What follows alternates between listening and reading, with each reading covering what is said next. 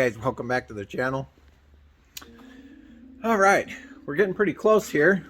Let me show you a little bit what we've been doing behind the scenes and get you updated on what's coming up. So I use this really surprised me how well this worked, this Easy Coil thread repair kit on the differential. On the pinion assembly, I took the pinion assembly out again and I put thread repair in all 8 of the bolt holes back there because there was varying lengths of bolts that I was using to get to the threads. So now we have a common length bolt that we can use for that assembly. The steering rod leak that I was having was due to these tiny little seals, and so what happened is the steering rod slides through these seals. There's enough room in there to use 2 of them, so I used 2 of them. But when you slide that steering rod through there, that little spring can bounce off, and then the seal is worthless. It's like it's not even there. And that's what happened on both of them. So the spring was removed from that seal, which was making it leak like a sieve back there. So I carefully went through and I actually spun these on like bolts, and then I used some emery cloth on the steering rod itself to polish it up a little bit, and it appears that those seals are now working correctly. I also drained and refilled the bucket, and then used Permatex on the lid and sealed that back up. So hopefully that will eliminate a bunch of the leaks that we had in there. What else do we got? We got a bunch of these bearing seals that I purchased, and let me show you what I grabbed those for. Went into Portland this morning, first thing, and picked up these beauties. So these are D-Stone 8-ply 5.3 by 12 tires, and I had them all foam filled at Industrial Tire in Portland. Some of you guys were asking what the equivalent is PSI wise, and I asked the guy there, and they said that they fill the SNOWCAT tires to about a 60 PSI equivalent rating when they foam fill them. So anyhow, we got that taken care of. So these are going to have the bearings repacked and reinstalled back on the SNOWCAT. And then there's one other thing that was bothering me, which was the turbo drain return line, or oil return line. The original setup that I put on there was weeping because, as you can see, this is really thin metal and my TIG welding skills aren't perfect, so I probably had some porous welds and stuff like that. However, I leak tested this baby and it's not leaking at all. So we're going to reinstall this, and in place of the springy flex section that was on this, I'm going to use either a silicone or a power steering hose, which should work fine. They're rated to run oil and whatnot, and then a couple hose clamps. That way I have a variable length that I can choose and use, and that should work out good. So I think the first thing I'm going to do is get that done.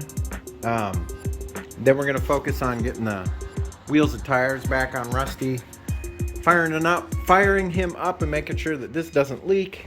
And then the only other thing that I have that I could actually do is install that gauge light. So that might be something else I work on today. And then we are at the mercy of the supply line for the drive shaft. They had to order a bunch of custom parts. I'm having them build a brand new drive shaft, and we're not reusing any of the old parts. So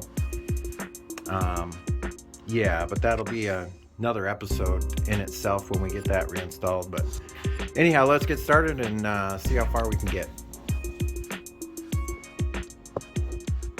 Well, there it is in all its glory.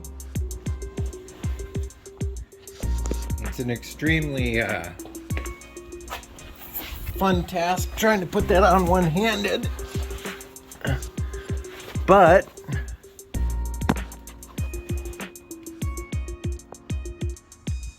it does fit. You can see it right there. Let's see if I can get some light on it here. There you go.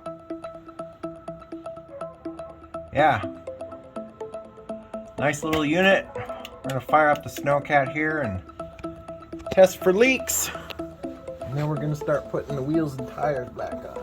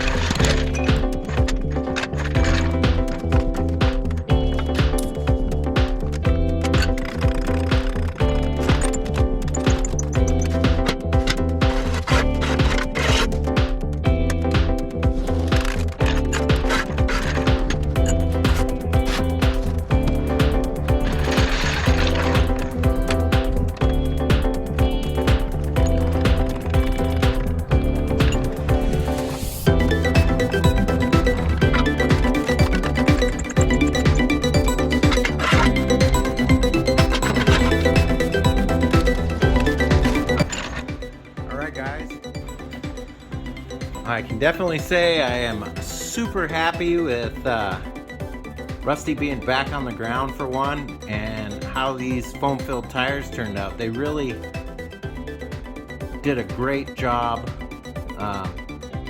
foam filling these and making them look nice. They put some really nice stems on them for the filling process. Yeah, they just look really sharp, and they tensioned up the tracks nicely, and they sit down in the tracks the way they're supposed to. So hopefully we don't end up having any more strange or odd issues going on with tires wanting to let loose and all kinds of weird stuff like that.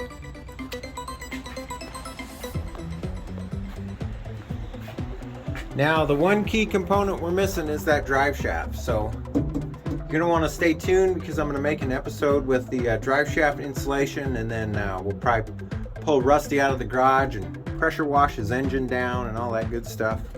So you're going to want to stay tuned for that. I do have a very small episode coming up for the utility trailer that we built. I'm going to be installing a really simple solution to assist loading motorcycles and other toys and whatnot on there. So that'll be coming up. But as far as today's episode goes, I think that's going to be it, guys. If you like this episode, give me a thumbs up. If you're not subscribed yet, I'd love to have you as a subscriber. But as always, I hope you guys are staying safe, taking care of each other, and I'll catch you next time. See you later. Bye-bye.